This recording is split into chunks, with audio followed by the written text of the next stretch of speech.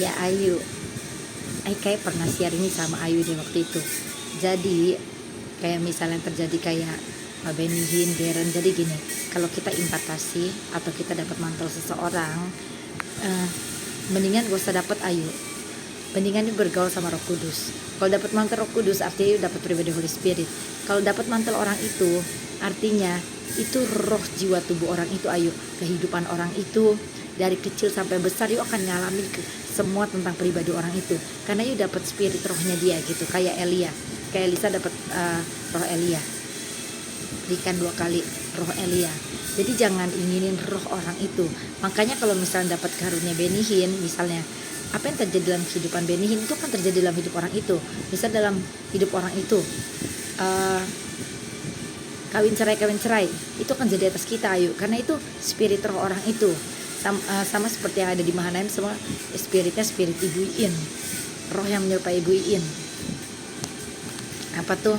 Nah, semua sifat karakter dia, kutuk-kutuk dia, spirit ikatan roh yang ada dalam dia pun itu akan jadi pribadi kita Ayu.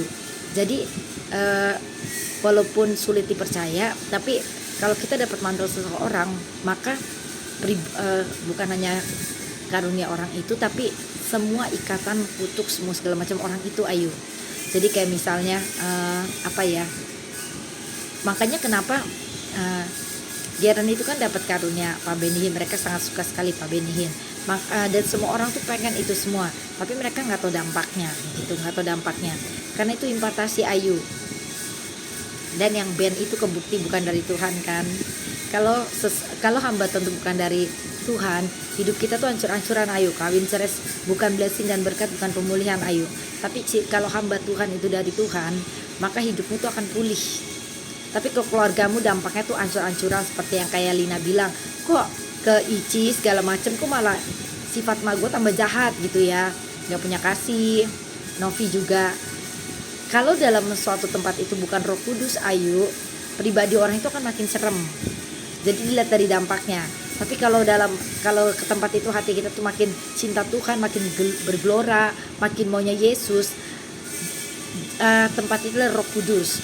Jadi sebenarnya Ayu udah nggak mau ke tempat-tempat yang nggak ada Roh Kudus karena itu penuh spirit kan. Tuhan tuh kasih tahu, mendingan kita berada di tempat di mana Roh Kudus itu disambut.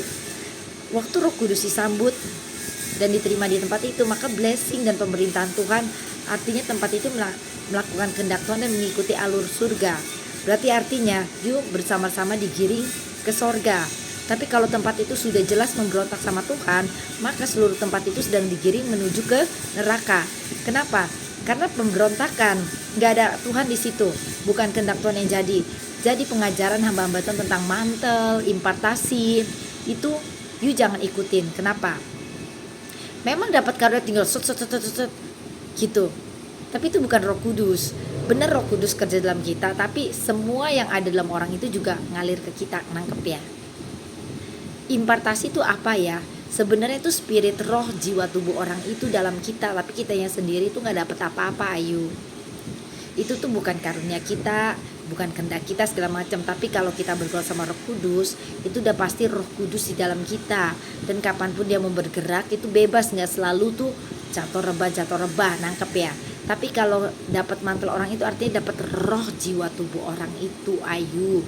Waktu kita dapat mantel orang itu kesukaan itu, kita tuh bukan diri kita, tapi itu adalah pribadi orang itu dalam diri kita Ayu. Roh